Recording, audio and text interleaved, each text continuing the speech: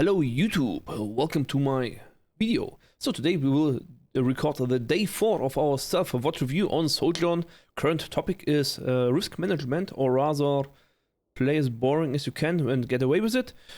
We review a rather long game, so it was not a steamroll or something.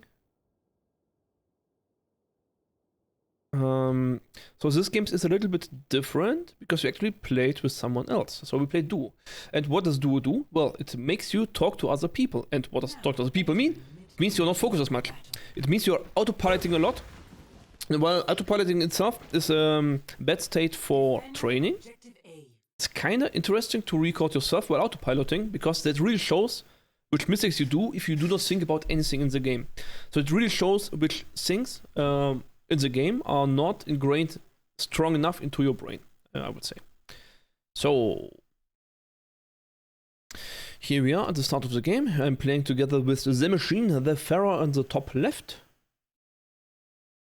So again, the training topic will be this one, the top left. Taking too much risk, throwing out too many resources, not adjusting to the risk required. So that's the problem, that you kind of, the gameplay is not well adjusted to whatever risk it is, and because you take too much risk, you either waste resources from your team, or you do not take enough risk. That's why your teammates take kind of waste the resources, because then it's shortly 4 and 5 situations. The vision is that you play safe as you can while still winning, but if required, you can increase the risk. And the training is, well, you basically play by the book, which means you play as defensively as you are allowed. So you have a definition for each tank, for each team setup, what defensive plays means. So for example, not peeking the widow or not shooting the spawn, what I'm always doing at the start. But then knowing how to increase, which types of increasing risk gives actually also a higher reward, basically. So you only want to increase the risk if you also get a higher reward. That's usually in situations where you're already dead, and then the reward would be, well, nothing because you've lost the team fight. Then you can go higher risk because then you can at least get some reward. Maybe you kill 3 people and then you still win, you know? You never know. Sometimes it happens. Sometimes you catch the Anna while reloading, then you catch the Zen who was kind of spilled cola over his keyboard, and then you find the Ryans who just got his shield destroyed or whatever. Some random stuff happen, so it's always good to try. But it will not work most of the time, and that's why it's a gameplay you do not want to do always, only when it's required. So that is a topic. Yeah, no, it was already off. Let's go. So shooting the spawn, something you should not do. Especially not walking for because no one was coming. So I hear them coming from the left. See, I start shooting just by sound. Not much happening, so we make it a little bit faster. So here in theory it looks like there is risk, but actually there isn't too much risk. Why? Because I can kite back here quite well. The thing is, they will still catch me in a second. And here I wasn't really not sure why. I really don't know what my horse did. And that is the thing. So here I expect a specific move from my tank. Be on the map, basically. So just don't be AFK in spawn. It was the only thing I expected from my tank. And my tank still managed to not deliver. So really expect nothing from your teammates. They can randomly, completely fail. And your gameplay? How to say it? Should not fall apart if your teammates completely fail. Like, if I would have a team play where I'm behind my tank, this would not have happened. So what did I gain from this entire action? Well, it did actually some damage. The Lucio is close to dying, he's 1. Junkrat is low, so they are very pressured, the enemies in general. But the thing is that I've used now all my cooldowns, and now I'm naked, and I'm with the back against the wall. That's what you see here. I failed to move back, and now Ryan catches up with me. So we get 2 kills. But I trade with Ryan for that 2 kills. It's not like that I got the kills, they were together with Mercy, together with Pharaoh, they all were involved in these kills. I don't mean that my team was, I solo 1 versus 5 and 2 kills, what's my team doing? No, there was a team effort and it was kind of worth it. But I think I could have also gotten these kills if I would have played behind my tank. Why? Because the Junkrat, Ryan, Lucio, they need to walk across this entire road where I can shoot at them for free. Right? Like if I'm up here or behind my tank, whatever, somewhere here, they need to cross the front of my screen. I can shoot at them for free. They can't do anything to retaliate. Well, Junkrat, stuff, bombs and stuff, but they are very unlikely to hit in such types of situations. While I have range, while I have orb, while I have my slide still available, it's a lot harder for them to push me here. So the risk that I get punished is a lot lower, and I get basically the same reward. Because what actually happened is that Ryan needed to walk through my orb. Together with his team, and because of Pharah shooting at the same time, we have a synchronization of Mercy, Pharah, and my orb. It's a little bit of left click spam, of course, but that actually is just enough to finish off Lucio and Junkrat. Also, what is... I don't know, man. Like Brick and Orisa were completely off in this fight. They've contributed literally nothing. That's really something I wouldn't expect out of a Diamond players. Like this too. These are Diamond players. They have literally done nothing and the team fight is over. It's already decided. They've been fully AFK. And this is something I usually don't expect from teammates this level. But expect the stuff, you get let down. So better stay with tank, don't get disappointed. Chip, chip, chip. Slide in, slide in. Jumpy jump. So, here again, I'm going in very aggressive. And you see I'm in a very aggressive mood. So I'm really off-angling a lot. But at least I'm falling now back into safety. I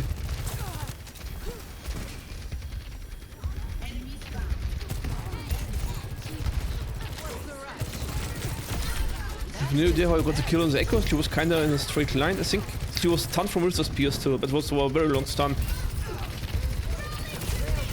So here again I decide I hear Brick rally, so I walk forward, but for some reason my tank is just behind me. He's just a tiny bit slower than me. I have really no idea why. Like, why is my tank walking backward? He has so many resources. Like, he has armor and stuff, but I don't know. And now I expect Brick to be my tank, honestly. And Brick as a tank is kinda... So last time I said, well, don't take random people as tank because the Genji can jump away and Hanzo can climb over walls and stuff. But Brick literally has only shield bash to get away. So if Brick is frontlining, I can actually use Brick as a main tank. So there's one of the little exceptions that actually work. So it's unlikely that... He breaks the ground. No idea what Lucio was doing there, but he suffered, that's good.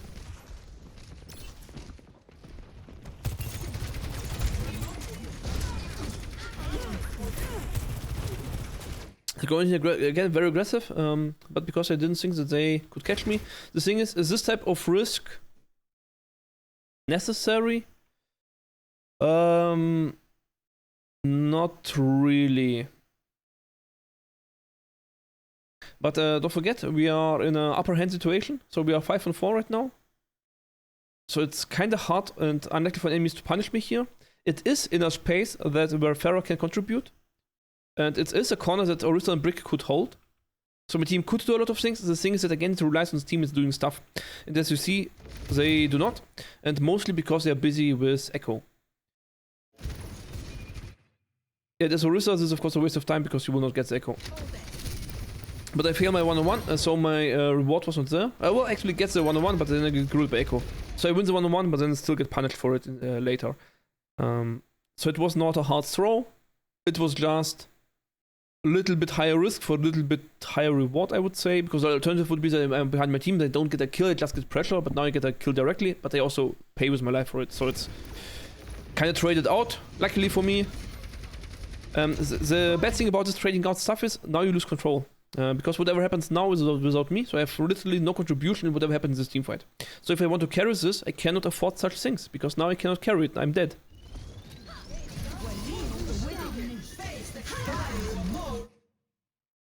Okay. Yeah, and you see, I kind of have a crucial role in punishing Echo. And as you can see, no one else from my team can actually do it.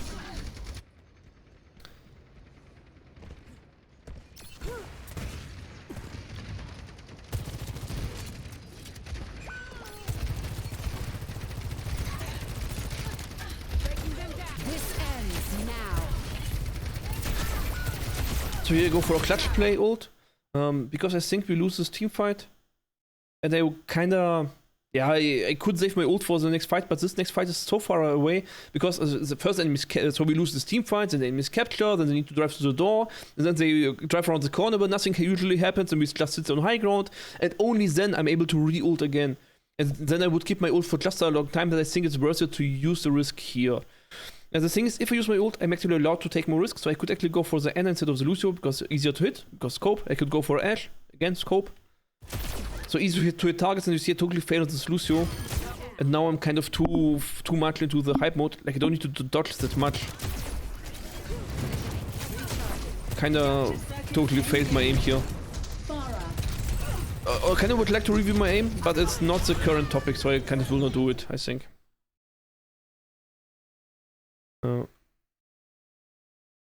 Rus is still hunting a Lucio. Okay. Yeah, so if my aim would not have failed me, it was a valid attempt. There was a big chance I carry hardcore this. I could have killed Lucio. I could have killed Ana. I could have killed Echo. And I could have killed even the Ashe after that one. So there was really a lot of time where I could have killed a lot. And basically all 4 opportunities missed. Whiffed, whatever you want to call it. So that's unlucky. But remember, you want to get into this type of interactions to train this type of interactions. So to get better at not whiffing this type of things, you need to do this type of things. So it's kind of correct play. So we are satisfied with that so much that it was not a failed decision, it was just a failed execution. And failed executions just require retraining. So I just need to do a little bit more often, but the fight's kind of lost, and I just need to re-clutch it with my ult, basically. And that's what I mean. You see how much time passes before anything happens? That's what I mean. It's just... Yeah, now someone randomly staggers and dies, so I could not have used my ult anyway. TBX the Pharaoh, because why not? Okay, random.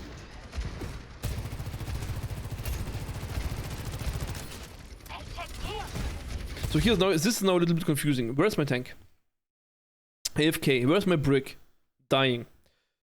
What do you do? This is a big question. And the answer is really die on payload. This teamfight is lost. Basically, as soon as Brick dies. So you go with Brick and you try to hard carry. This would be my answer. So if this Brick dies, I can go up here and can refarm my ult. But the Brick is not dead yet, so there's a chance that we win this. Because this will, if I reach this is a 2-on-1, right? That's really awkward to go there. If it goes there, maybe these 2 guys will follow, I don't know. The alternative is that I stay up here, then we are 3-on-4, and then we cannot do anything, and then my team will maybe stagger, so it's, I think I really should try to save the brick. But instead, I do neither, and this is really bad. I just go here on the payload. And not even contesting the payload, I'm standing in front of the payload, I'm not even stopping it. I'm just out in the open doing nothing is useful, basically. That's really a problem. So either I am behind the tank, or I say, okay, there's a good reason to go out, and then the reason is save brick, they need to go and save brick. Or I say, if teamfight lost, go die on payload, which would be wrong, but it would be a decision. But then I should go and execute the decision. Instead, I stay here and I execute nothing. I just stand there like an idiot. Basically, just as useful as this guy right now.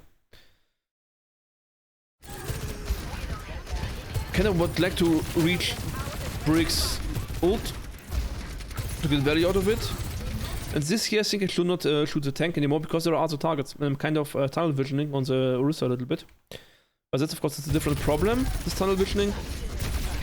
And even railgunning. So at least if I charge my railgun, at least railgun something else. But railgunning, body shotting gold skin Orisa is really, what is this? It's a quarter of 130 damage, maybe? Is it like this? So 30 something damage? 32.5 damage? Impressive, I guess. I don't know. Yeah, I think my calculation is off. No, I mean, Orisa has armor, Orisa has gold skin.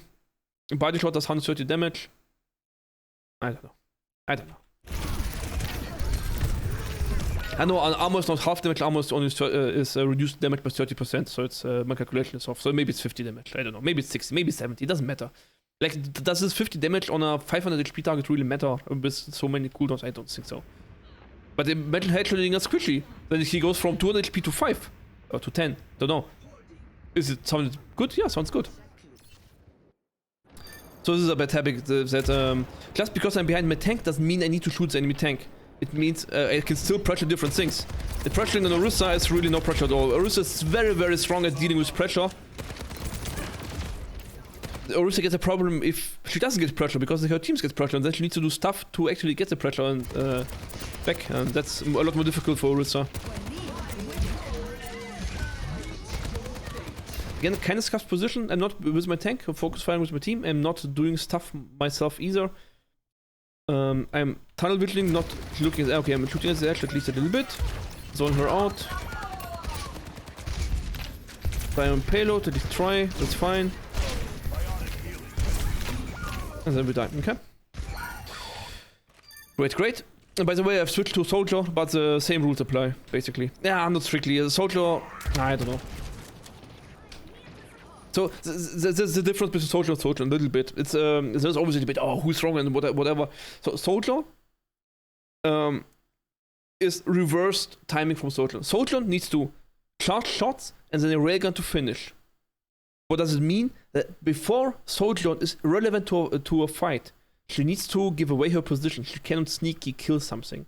Soldier can go somewhere with his legs, be fast, on greedy positions with his healing field and his legs, then a rocket and headshot, triple headshot, a target that's easy to hit. So he has pick potential that Sojourn does not have. Sojourn can, in the fight, charge her railgun on an easier target like a tank, and then headshot us quickly in the back, basically.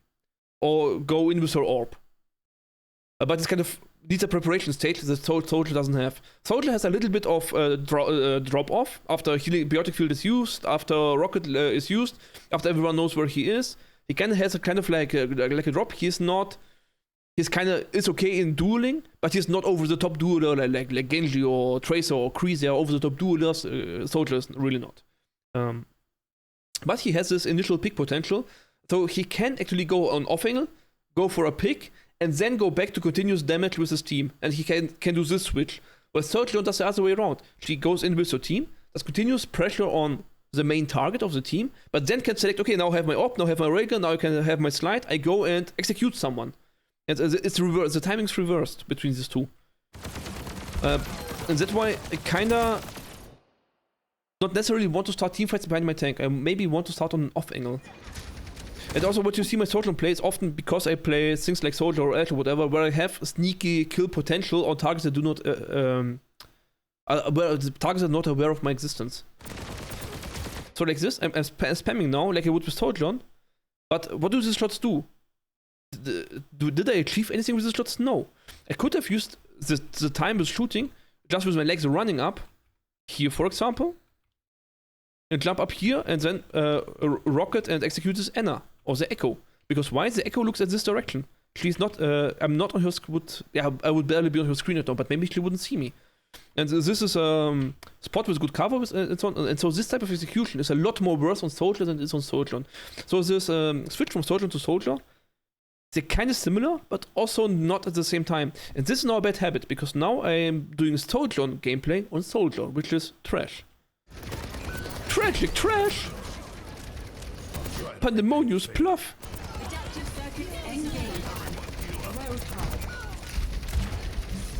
And seeing all this damage is basically white damage. It's easy to get healed up, there's nothing gained from it.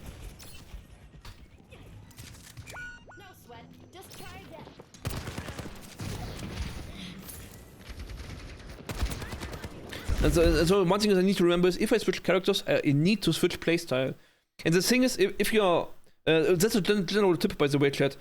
And viewers, of course, on YouTube. If you comment.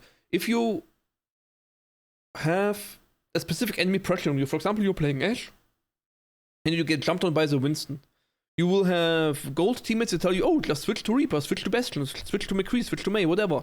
Because they are good anti-dive, right? But what do you actually switch? You actually switch your playstyle. The thing is not that Reaper does so much damage, more damage than Ashe. Your positioning changes where you start a team fight, and how you engage kills changes. But you can do the same change on Ashe.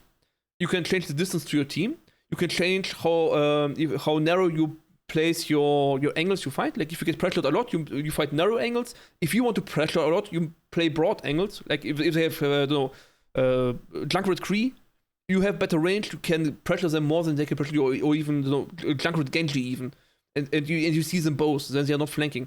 Then you can even play the entire field, you don't need any cover whatsoever. Everything that peaks it gets punished instantly if you have good Ashe aim. So it's just a hero, of course, it needs some specific explanation, but then they pick Winston and dive you because you became a threat, and now you need to switch your playstyle. Now you cannot start teamfights aggressive. You need to first to get Winston to jump, because if they play dive, every second they do no dive, they waste time basically. Time they could be in your face, and if you manage to damage the dive before they dive you win the team fight. And so maybe if they play dive, you just change your distance to your teammates. Maybe you then don't use your coach gun for aggressive positioning. You use coaching for defensive instead. Maybe. And maybe you don't need to switch to Reaper then. Because maybe the Winston is a Orisa main and he cannot play Winston whatsoever. He just picks it because his teammates purge him. Oh, pick Winston, it's easy counter against Ashe. But then you can actually win against your counters. And that is something you will see a lot in higher level play. They do not switch fast, especially not against a single counter. You would never see a Grandmaster switch. You always play around a single counter. It's not a big deal. If they have 2 or 3 counters, so as long as you have any win condition on your character, you can play the character. Like for example, now I play Soldier. Do I have pick potential? Yeah, easy. Rocket headshot combo on Ashe or Anna, easy. I have pick potential on Lucio diving my team, so I deny his stuff. I have pick potential on Echo flying around. So yeah, Soldier is totally fine.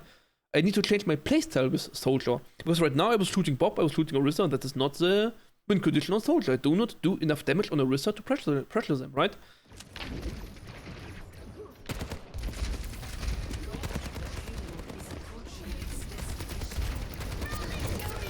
And again, I showed Orisa okay, I was wanted to have my ult.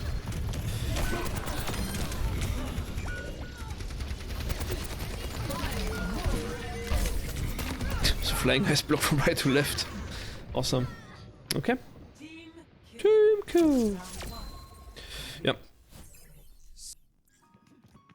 Here we go again. Shields up. I'm scared of skipping, it will break my sound again. Tracer, because we have Winston, so we want to play dive. So we have now the Winston Tracer Genji dive. Now it's a little bit awkward with our supports, honestly. Especially on this map. Because what do you want to dive? Well, you kinda want to clear high ground, maybe.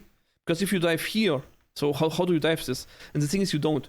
You actually just walk through here, and then you're close range fighting, you place shields, and then Genji and Tracer and Winston just zaps the front line until they use some resources. And then, after resources are traded with your shield, at recall and deflect or whatever, then you can actually jump up and go here. But you need to trade resources first for this one, which is really awkward against Orisa and stuff. So there's a lot that can go wrong in this type of gameplay. Like Orisa just randomly spearing you to the wall while you jump and Winston, and your entire push is dead. Like you just roll over and die. There's no way to play it. But then what do you instead? Yeah, well, you can go up here, right? And you walk through this. You can speed up a little bit and try to clear this high ground first as dive. Okay, nice, good plan. But how does Brick and Anna go there? Like, do you really want to go up here, wait until the old lady comes up here, and then guide you through the tunnel with your walking crane, you know, this Gehilfe? Then he's here after half a millennium, and then you start fighting? You know how much can go wrong in this time? Like they will spam you out like mad. Like they have Ashe, Anna, Baptiste, Echo, Orisa, 5 characters that can spam you across range. 5 characters. They will spam you to death. You will never get anywhere with this type of comp. Which means you need to face tank as Winston all the spam damage and rely on Anna, heals, and Brick packages to survive. This is really awkward situation to dive. And then my Winston dive does this. And now now what? Now I thought, yeah, it goes to tunnel, but I cannot fly. Like Genji tries, yes, but now there are 2 and he's already spammed half to death. Now will he get healed by Anna? Maybe not. Will he get healed by Brick? Maybe not. What are we doing? Like, literally, the support and tank are really not working together here. It just like general dive ideas. Like, this will happen a lot in your games. So if you're a Tracer, or if you see this, what do?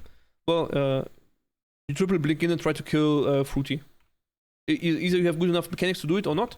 And the next attempt, you try to set up faster than your Winston, then you go around here, go around here, go around here, and then you set up here somewhere, and then you don't get to point, then you go to here, and then you see, okay, now here's an Ashe, and then you wait from here until your Winston dives in, and then you can do something in the same time as Winston. Because you see, he actually takes attention, so you can use this attention. I'm just at the wrong position to use his attention.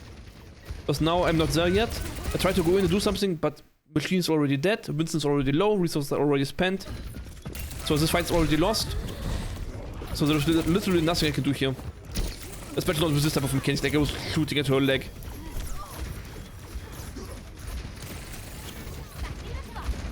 I really don't know what to do here, or where to set up. Such a confusing situation. So usually I should be more like a hunter mentality as tracer and try to hunt down stuff. Instead I run to this car and find an echo and I'm surprised, which was terrible.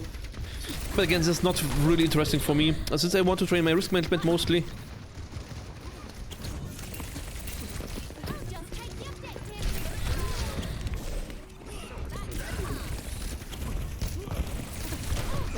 Randomly switching targets, but I do not know where to go. I don't know. So at no point in time I have regrouped with my tank. I think this is a mistake. Like at this, after the initial going in, I should have regrouped with my tank. So this is closer to my risk management topic, that I need to regroup with my tank at some point. So I warp around. I see a low HP target. I go for them. And now after this, I want to go for the mega, but I think I will not reach it because Ashe is looking at me. And now I need to go back to my team, basically. So I can reach these guys with one blink, and then I am close to my supports and my tank, and then maybe I can survive. But at the side, I can go around this corner, because the thing is I'm out of resources. I need a breather. I need 5 to 10 seconds of resting time now, but I cannot get it. Right? I went into deep. That's the point. So alternatively, I could have not wrap around the car. Like here I blinked in. This blink I shouldn't have. I should have stayed this position. I should have stayed here and shot as the Orisa here. Because then Orisa maybe turns around, maybe looks big, but Orisa is getting more closer to a 1 vs 5 situation. And then I can get my resources back here a little bit, because you see I'm down to the last blink. And I don't even have recall yet, so I really should not go in here. This is a mistake. I should have stayed here. And this is the thing with Tracer, you kind of need to reset somewhere in between. I did a poor job here. But it's mostly because I don't play and trade Tracer.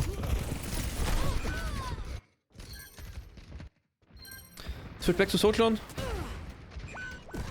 Because honestly, this tank is mid hardcore to play tank with him.